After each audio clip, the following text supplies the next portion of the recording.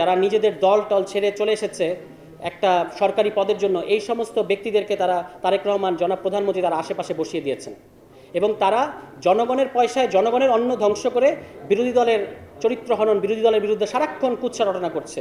তার সরকার ফেল করছে কিন্তু সারাক্ষণ সে বিরোধী দলকে গালাগালি করছে। এই ধরনের মানে ব্যক্তিবর্গ এখন কিন্তু মাননীয় প্রধানমন্ত্রী অত্যন্ত ঘনিষ্ঠ, যার হয়তো এমনিতে নিজের যোগ্যতায় একটা কেরানির চাকরি পাওয়ার কথা না, সে এখন রাজনৈতিক সচিব পদমর্যাদায় বিশেষ সহকারী হয়ে বসে আছে। এবার অথচ এই বিএনপি দলের অসংখ্য বঞ্চিত নেতাকর্মী, নির্যাতিত নেতাকর্মী আপনার প্রধানমন্ত্রীর ধারে কাছেও ঘেঁষতে পারেন, তাদেরকে প্রধানমন্ত্রী গাড়ির আগে পিছিয়ে দৌড়াতে হয়, আর দলছুট ব্যক্তিদেরকে উনি কাছে বসিয়ে রেখেছেন। এটাই হচ্ছে মাননীয় প্রধানমন্ত্রী জনাব তারেক রহমানের প্ল্যান। যিনি ভিকটিম, যারা গুমের ভিকটিম, তাদেরকে উল্টো শায়েস্তা করার একটা রাস্তা ওনারা করেছেন। এভাবেই মানে বিএনপির পরিকল্পনা এগিয়ে যাচ্ছে।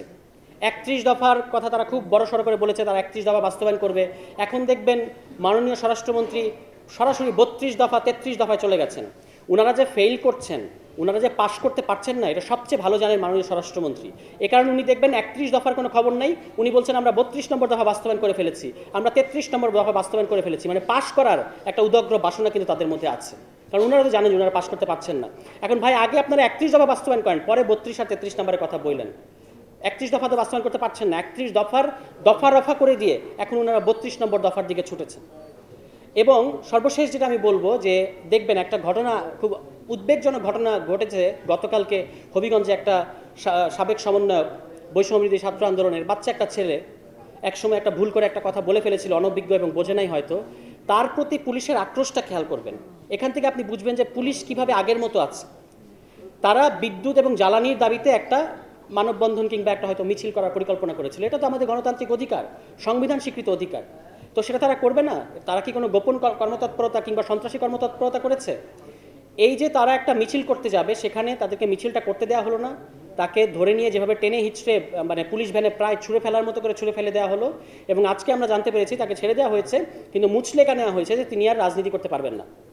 এখন ওই মেহেদি ছেলেটা তো কোনো রাজনৈতিক দলের সাথে জড়িত নাই, বিভিন্ন ইস্যুতে প্রতিবাদ করে, এটা প্রতিবাদী জেনারেশন, প্রতিবাদ মানে তাদের প্রতিবাদ করাটাকেই ঠিক মনে করে। এখন তাদেরকে আপনি প্রতিবাদটাও করতে দেবেন না। এবং ওই যে একটা ভুল কথা সে বলেছিল, এই কারণে পুলিশ এমনভাবে তার প্রতি আক্রোশ যে সুযোগ পেলেই তাকে একেবারে মেরে নাস্তানাবুদ করার মতো একটা বাসনা পুলিশের মধ্যে আছে। তো পুলিশ যদি আপনি আগের মতো চালান তাহলে তো পুলিশ এরকমই করবে। এভাবে করে সকল রাষ্ট্রীয় প্রতিষ্ঠান, দলীয় প্রতিষ্ঠানগুলোকে তারা কলুষিত করে এবং দলছুট বিভিন্ন, তো এই যে এই ধরনের আইন তারা করেছেন, তারা যদি মনে করেন যে আবারও গুম করবেন, আবারও মানবাধিকার লঙ্ঘন করবেন, বিএনপির একটা জিনিস বোঝা উচিত যে তারা কিন্তু ক্ষমতায় আসলে কতগুলো জিনিস বারবার ঘটে। তারা ক্ষমতায় আসলে কানসার্ট ঘটে, তারা ক্ষমতায় আসলে ফুলবাড়িয়া ঘটে, তারা ক্ষমতায় আসলে শনি রাখরায় ঘটে। রানিং এমপি জনগণের ধাওয়া খেয়েছে, বিদ্যুৎ দিতে পারেন না, জ্বালানি দিতে পারেন না, এই কারণে সেই একই প্রবণতাগুলো কিন্তু এখনও আলামতগুলো পুরোপুরি ফিরে এসেছে।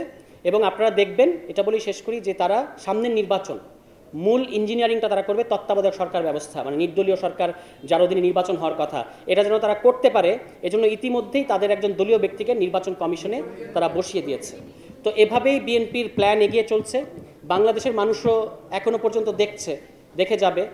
লাস্ট একটা জিনিস বলি যে ফ্যামিলি কার্ডের আপনি একটা দেখতে পাচ্ছেন যে তাদের এই ফ্যামিলি কার্ডের নামে ইউএনওদের সরকারি কর্মকর্তা কর্মচারী যারা কিনা অনেক পরিশ্রম করে ওই জায়গাটায় যায়, তাদেরকে নাজেহাল হেনস্থা করছে বিএনপির অশিক্ষিত অ্যাক্টিভিস্টরা, অশিক্ষিত দলীয় নেতাকর্মীরা।